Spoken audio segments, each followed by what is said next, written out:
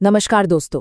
आज के इस विश्लेषण में हम एक बेहद चौंकाने वाली और सच कहूं तो काफी विवादित जियोपॉलिटिकल थ्योरी के बारे में बात करने वाले हैं।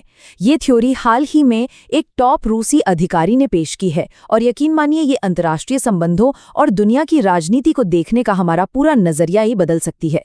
तो बिना कोई वक्त बर्बाद किए चलिए सीधा मुद्दे पर आते हैं और समझते हैं कि ये पूरी बात क्या है। नंबर 4। दिखने में तो ये बहुत मामूली सा नंबर है ना? लेकिन इस थ्योरी की माने तो हमारी धरती पर मौजूद करीब 200 देशों में से सिर्फ 4 देश ही ऐसे हैं जिनके पास सच्ची, बिना किसी मिलावट वाली ग्लोबल सॉवरेनिटी यानी संप्रभुता है। जरा सोचकर देखिए, सिर्फ 4 देश। इसका मतलब बाकी की पूरी दुनिया किसी न किसी तरह से बाहरी ताकतों के इशारों पर काम कर रही है।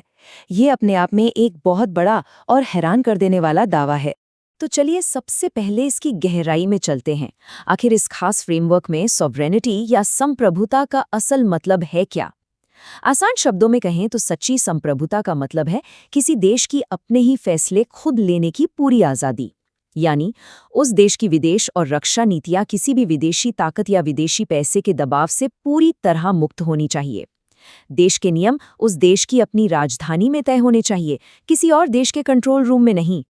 अब आप जरूर सोच रहे होंगे कि आखिर वो 4 देश हैं कौन से? इस थ्योरी के हिसाब से द बिग 4 जो पूरी तरह से संप्रभु हैं वो हैं चीन, जिसे रूसी भाषा में किताई कहा जाता है, अमेरिका, रूस और हमारा अपना देश भारत। जी हाँ, इस रूसी थ्योरी के मुताबिक सिर्फ यही 4 देश इस कड़ी कसौटी पर खरे उतरते हैं। बाकी सारी दुनिया को किसी न किसी लेवल पर विदेशी शक्तियों द्वारा कंट्रोल्ड माना गया है। भले ही ये बात सुनने में थोड़ी कड़वी और विवादित लगे, लेकिन इस पूरी थ्योरी का यही सबसे बड़ा आधार है। अब सवाल उठता है कि सिर्फ यही 4 देश क्यों? आखिर इसके पीछे लॉजिक क्या है?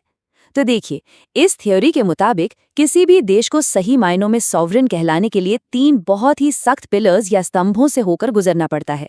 पहला है स्टेट इंडिपेंडेंस यानी राज्य की स्वतंत्रता। दूसरा सोशल और कल्चरल आइडेंटिटी यानी सामाजिक और सांस्कृतिक पहचान। और तीसरा सोशो इकोनॉमिक सेल्फ रिलायंस यानी सामाजिक आर्थिक आत्मनिर्भरता।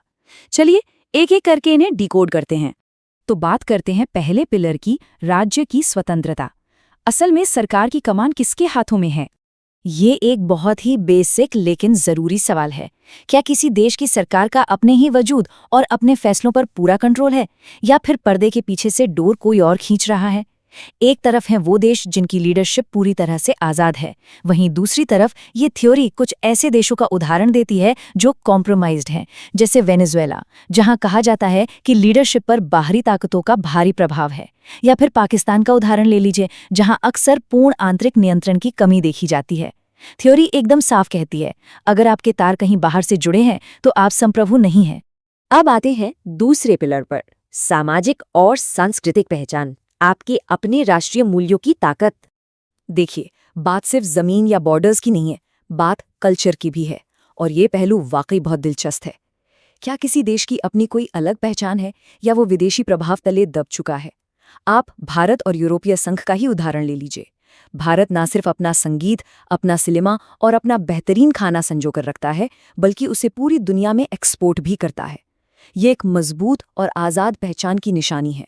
लेकिन इस थ्योरी की माने तो इसके उलट यूरोपियन यूनियन बहुत तेजी से अमेरिकनाइजेशन का शिकार हो रहा है, और उनकी अपनी अलग सांस्कृतिक पहचान कहीं न कहीं पश्चिमी रंग में फीकी पड़ती जा रही है। चलिए अब बात करते हैं तीसरे और आखिरी पिलर की, सोशियो इकोनॉमिक मॉडल यानी ग्लोबल मार्केट में सच्ची आज़ादी।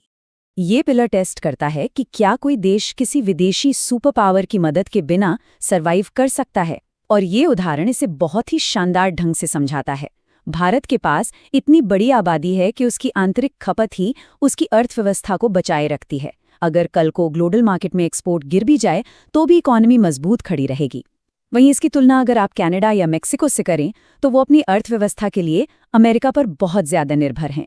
और सच कहूं तो बिना पूरी आर्थिक आज़ादी के इस थ्योरी के हिसाब से आप खुद को संप्रभु नहीं कह सकते। अब जरा इस सॉवरेनिटी स्कोर कार्ड पर एक नजर डालिए। ये इस रूसी जियोपॉलिटिकल चेकलिस्ट की एक एकदम साफ पिक्चर देता है। आप देख सकते हैं कि भारत ने स्टेट कंट्रोल, सांस्कृतिक पहचान और आर्थिक स्वतंत्रता इन तीनों ही पैमानों को पूरे नंबरों से पास कर लिया है।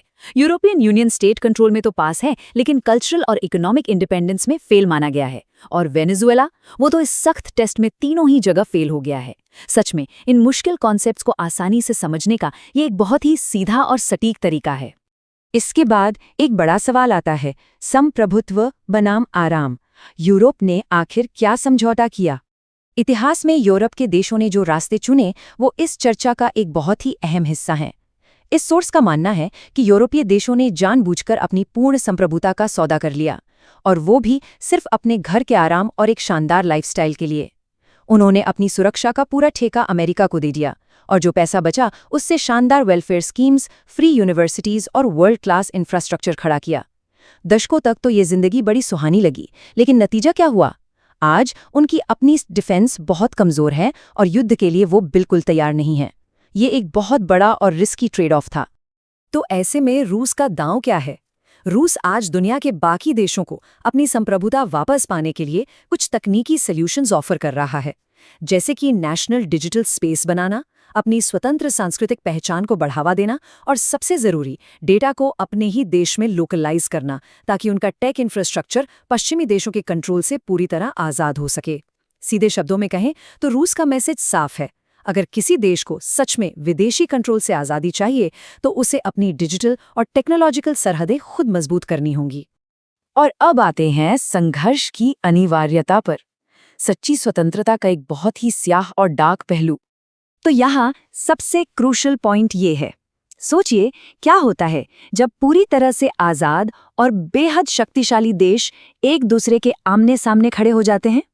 जैसा कि एल्बर्ट आइंस्टीन ने एक बार कहा था, जब तक महान शक्ति रखने वाले संप्रभु राष्ट्र मौजूद हैं, युद्ध अपरिहार्य है।